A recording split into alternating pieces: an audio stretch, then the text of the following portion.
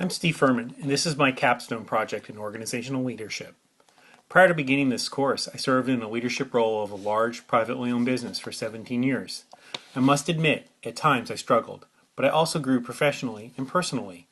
Now on the verge of completing my degree in organizational leadership, I feel more capable of looking at the struggles I faced while leading. As part of this degree, there's a strong focus on each of the following components: organizational leadership, data-driven decision-making, ethics, theory, and leading change. I'll give a brief overview of these components, discussing what I've learned and how it affected me. Let's start with an example on how organizational leadership directly applies to me. As our company grew, so did my responsibilities. How did I know? My cell phone told me. You see, I had gone far over the edge and my cell phone had started talking to me. Not really. In this case, my cell phone never stopped ringing. Odds are you've either witnessed this or been part of it. Traditional leadership practices centralize power in the company at my level. Part of the coursework in this project defines organizational charts and how its very structure contributes to the sharing of power.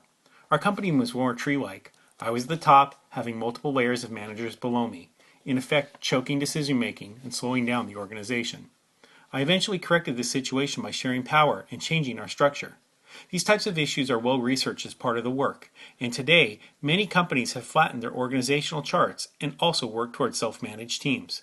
What my studies have taught me is by sharing power, an organization can become more efficient, effective, and an ingredient for success.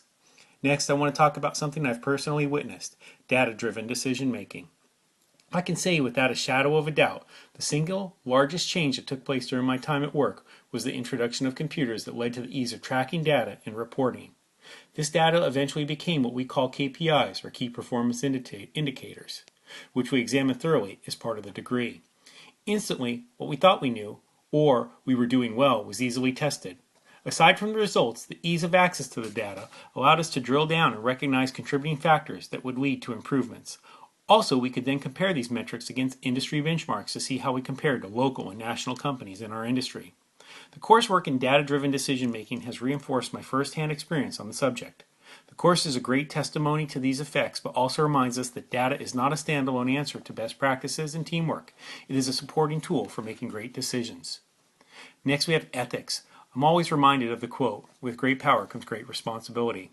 That's why any serious degree in leadership must go hand in hand with ethical training. As part of this course, we learn about organizational citizenship. This is what society, culture, and individuals expect from business. An example would be a company who lays off employees at home to hire underage workers for pennies on the dollar abroad to make their products in inhumane working conditions. That company shows no signs of organizational citizenship. Large international companies are starting to be held to a higher standard because they have a global impact and serve as role models for other companies. College scholars have developed a 5-step tier toward reaching high levels, which includes the first step, elementary, which is a company that just complies with the laws and looks for profit share and profit, but little concern of anything else. On a higher level, the highest tier, visionary leaders create a transformative organization where they challenge staff and organization to do the whole and right work for stakeholders, including customers, society, and the environment. As part of our studies in leadership theory, we examine 6 factors to managing product quality. This is an essential component of the course, as we learned that most attempts at change fail.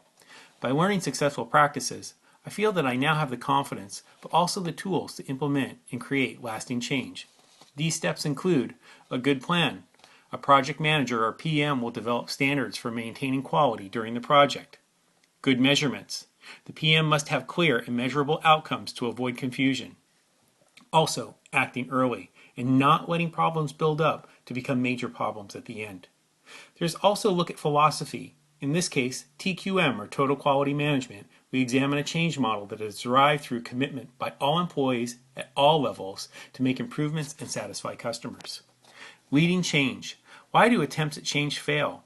The force field analysis model, originated by Kurt Lewin, describes the forces that hinder change. Restraining forces and inertia put brakes on the change process. Lewin goes on to show how there must be a driving force for change that creates an imbalance of forces to affect change. Organizations who want to lead change must have, as I have learned, advocates for change. I can't say enough about confidence. Our research in this course includes information on trait-based leadership, meaning great leaders are born that way.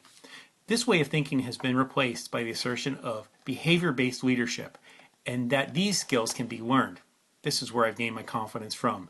This one element, behavior-based leadership, is the principal focus of the degree. The in-depth studies of theories, methods, and fundamentals have frozen successful behaviors in me and given and provided me with confidence to know I'm a better leader.